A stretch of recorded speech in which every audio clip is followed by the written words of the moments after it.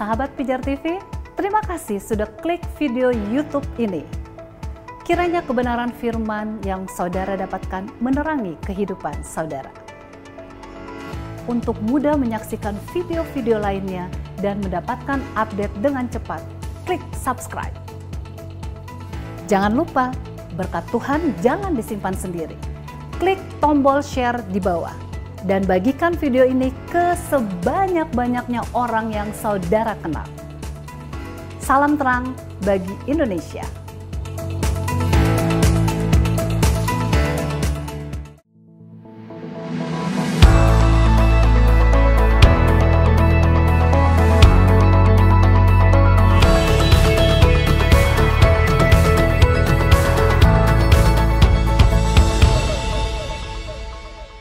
Shalom sahabat pijar, bagaimana penyembahan yang diterima oleh Allah? Nah, ada 3 hal yang perlu kita perhatikan. Yang pertama, di dalam penyembahan yang benar, objek yang harus kita tuju hanya satu-satunya adalah Allah. Hati-hati ya, jangan sampai kita rajin ke gereja, tetapi kita juga rajin ngunjungin dukun atau paranormal. Itu namanya sinkretisme. Jadi kita harus fokus hanya kepada Allah. Ingat firman Tuhan yang berkata, terkutuklah orang yang mengandalkan kekuatan manusia dan yang hatinya menjauh dari Tuhan. Nah yang kedua, dengan motivasi yang benar yaitu di dalam roh. Di dalam penyembahan bukan saja kita membawa tubuh kita untuk hadir di dalam penyembahan, tetapi lebih utama lagi ialah bagaimana roh kita atau sikap hati kita di dalam penyembahan tersebut. Banyak orang menyembah. Dia duduk, dia bernyanyi, mendengar firman. Tetapi hatinya dan pikirannya tidak tertuju pada penyembahan. Inilah yang disebut penyembahan yang tidak berkenan dan banyak orang Kristen yang melakukan penyembahan seperti ini. Bahkan banyak orang percaya yang masih sering membawa masalah hidupnya dan pergumulannya untuk diletakkan di pikirannya. Sehingga ketika mereka melakukan penyembahan, fokus mereka tetap kepada masalah-masalah mereka. Dan bukan kepada Allah yang sanggup menyelesaikan masalah hidup mereka. Dan yang ketiga, di dalam cara yang benar. Apakah kebenaran dalam konteks ini? Firman Allah adalah kebenaran. Maka kalau kita ingin menyembah dengan cara yang benar, sesuai dengan keinginan Tuhan, tentu tidak ada cara lain selain melakukan firman di dalam kehidupan kita hari lepas hari. Jadi melalui kebenaran firman-Nya yang kita wujudkan di dalam kehidupan kita, itu nama Tuhan dipermuliakan. Dan itulah penyembahan yang sejati. Nah sekarang kalau ditanya, kapan kita menyembah? Nah, banyak orang terjebak dalam pertanyaan ini. Karena mereka langsung berpikir tentang apa? Waktu dan tempat. Kita sudah tahu bahwa penyembahan yang benar berbicara tentang sikap kita di hadapan Tuhan.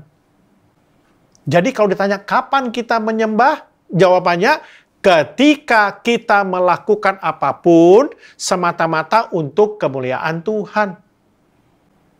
Jadi bisa saja kita sedang berdoa, tetapi sesungguhnya kita tidak melakukannya untuk Tuhan. Artinya kita tidak sedang menyembah loh. Bahkan pada saat kita di gereja, Tuhan dapat berkata bahwa kita tidak sedang menyembahnya. Tapi di pihak lain, ketika kita sedang mengendarai mobil, kita dapat sedang melakukan penyembahan. Jadi pada intinya adalah apapun yang sedang kita lakukan, ketika kita lakukan untuk kemuliaan Tuhan, kita sedang melakukan penyembahan. Jadi definisi penyembahan dalam konteks ini adalah penyembahan yang tidak dibatasi oleh ruang dan waktu maupun cara. Nah yang kedua, kapan kita menyembah? Ketika kita dipimpin oleh Roh Kudus. Nah jangan berbangga kalau kita pergi ke gereja dan kita menyatakan kita sudah menyembah. Padahal kita hidup di dalam daging, bukan di dalam roh.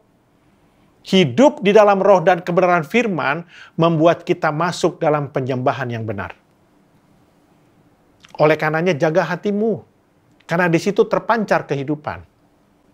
Dan yang ketiga, kapan kita menyembah? Ketika penyembahan keluar dari hati, ini bicara tentang sikap hati yang benar. Apakah kita memiliki hati yang murni di hadapan Allah? Sampai sejauh mana kemurnian hati kita? Nah, pernahkah kita menelaah kembali motivasi kita pergi ke gereja? Jangan-jangan hanya sebagai rutinitas. Atau misalnya melakukan pelayanan. Bahkan motivasi kita mengerjakan pekerjaan kantor sekalipun. Apa yang menjadi dasar kita melakukan hal-hal tersebut di dalam hidup kita? Apakah semua itu kita lakukan semata-mata hanya untuk kepentingan diri kita sendiri atau untuk Tuhan? Dan yang keempat, kapan kita menyembah? Ketika sesuai dengan kebenaran firman Tuhan. Ketika kita menderita, atau misalnya dalam pergumulan, itu dapat disebut sebagai suatu kebenaran. Kalau memang itu merupakan apa yang sudah ada di dalam rancangan dan rencana Tuhan di dalam hidup kita.